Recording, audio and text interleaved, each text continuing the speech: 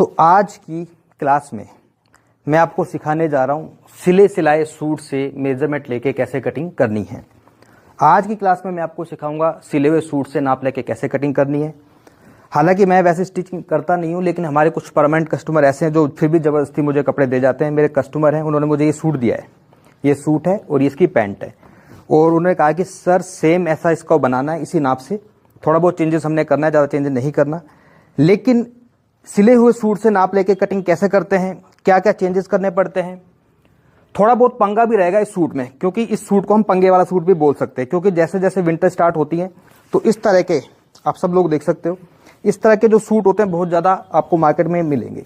अब इस तरह के सूटों में पंगा क्या होता है, इसकी मान लो लेंथ किसी को कम करनी है लेकिन बॉर्डर बहुत ज़्यादा है, और जो स्लीव्स इसकी होती हैं, स्लीव्स देखो साइड से होती हैं, तो स्लीव्स की कटिंग कैसे करनी है, कैसे पूरा प्रोसीजर होगा, ये आपको मैं स्टेप बाय स्टेप समझाता हूँ। देखो सिले सिलाए सूट से कैसे मेजरमेंट आपको लेना है। सबसे पहले आपको लेंथ का मेजरमेंट लेना है। देखो यहाँ पे इंच टेप को रख लिया, और टोटल लेंथ देखो कितनी है इसकी, 42 इंच इसकी लंबाई है। तो ये मैंने लिख ली इसकी लंबाई 42 इंच।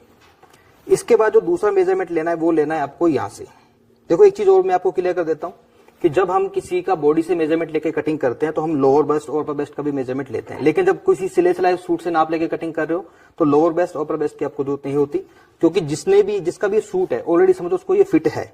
लेकिन फिर भी आपको लगे कि इसमें कहीं ना कहीं ऐसा कोई सिस्टम बैठ रहा है कि इस जगह से इसकी गोलाई अंदर की साइड जा रही है, तो फिर आप उस चीज से मेजरमेंट कर सकते हो। लेकिन जो सिला सिलाया सूट होता है समझो उसको ऑलरेडी फिट है, तो हम सेम इसमें कुछ भी फेरबदल नहीं करेंगे। बस यहाँ से इंच टेप को रखा और इस प्रकार से देखना यहाँ तक कितना आ रहा है। टोटल कितना ये 18 इंच, यानी कि जो इसका बस पॉइंट है वो है 18, हम 18 ही लिखेंगे इसमें। कमर, ये देखो यहाँ से कमर, जहां पर ये शेप होती है ना, देखो गुलाई बन रही है, ये कमर है। तो यहां से लेकर यहां तक देख लो कमर कितनी आ रही है, 16 इंच। तो कमर हो गई इसकी 16। बात करते हैं अब हिप साइज की। तो यहां से इस प्रकार से इंच टेप को रखा और यहां पर लेकर गए। टोटल हिप कितना है इसका 19.5, 19.5 है।